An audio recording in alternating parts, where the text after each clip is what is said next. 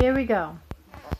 We are continuing on with The Adventures of Chatter the Red Squirrel by Thornton W. Burgs. You can tell we're in a different setting. You can see the vacuum cord. You can see the laundry, and that life just isn't normal today, but that's okay. Eleanor is home from school is part of it. So anyways, we're getting school done, and we'll catch back up on chores later on today, hopefully. Chatter the Red Squirrel, the mischief maker of the Green Forest, had never been more comfortable in his life.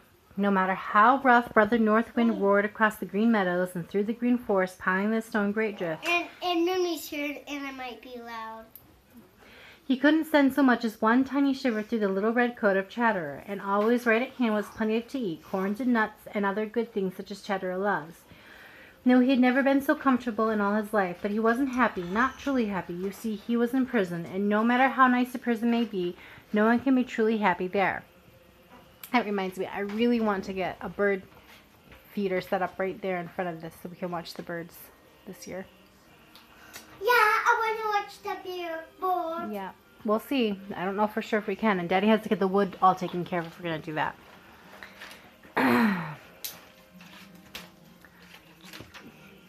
Since he had been a prisoner, Chatter had learned to think very differently of Farmer Brown's boy from what he used to think. In fact, he and Farmer Brown's boy had become very good friends, for Farmer Brown's boy was always very gentle and always brought him something good to eat.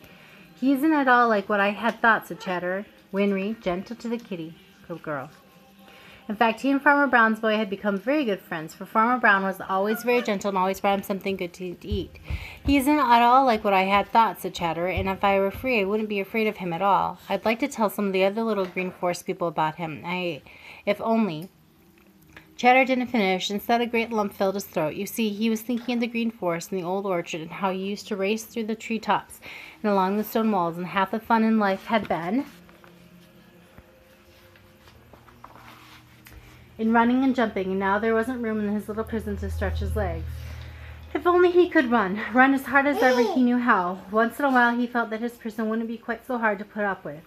That very afternoon, while Chatter was taking a nap in his bed in the hollow stump, something was slipped over his little round doorway, and Chatter awoke in a terrible fright to find himself a prisoner inside his hollow stump.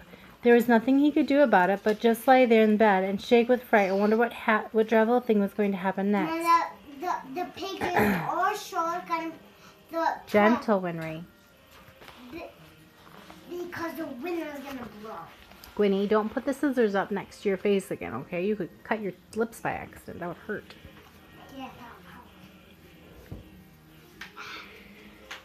There was nothing he could do about it, but just lie there in his bed and shake with fright and wonder what dreadful thing was going to happen next. We're going to find out. We're going to find out. I don't know. I can't answer your question until I read.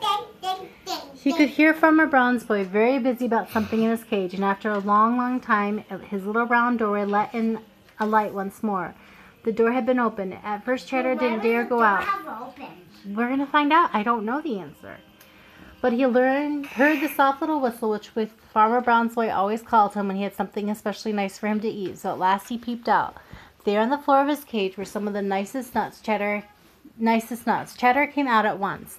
Then his sharp eyes discovered something else. It was a queer-looking thing made of wire at one end of his cage. Chatter looked at it with great suspicion. Could it be a new kind of trap? Well, what would a trap be doing where he is already a prisoner? He ate all the nuts all the time watching this new queer-looking thing. It seemed harmless enough. He went a little nearer. Finally, he hopped onto it. It moved. Of course, that frightened him and he started to run up. But he didn't go up. No, sir, he didn't go up. You see, he was in a wire wheel. And as he ran, the wheel went around. She's fine. She can't reach her stuff. Chatter was terribly frightened. Because he's in a wheel that's going round and round. Oh, you know! Because I read it. Do not shout at your sister. Just move it in a little bit.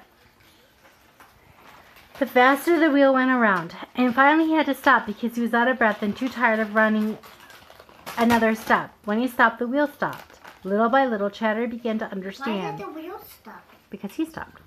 Farmer Brown's boy had made that wheel to give him a chance to run all he wanted and whenever he wanted to. When he understood this, Chatter was nearly happy as he could be in a prison. Edward, stop shouting at your sister. I'm trying to her arms are so long. Here, you drop. Mom, I will actually do something up my room. When he understood this, Cheddar was nearly happy as he could be in a prison. It was such a pleasant surprise. He would race and race in it until he could just had to stop for breath.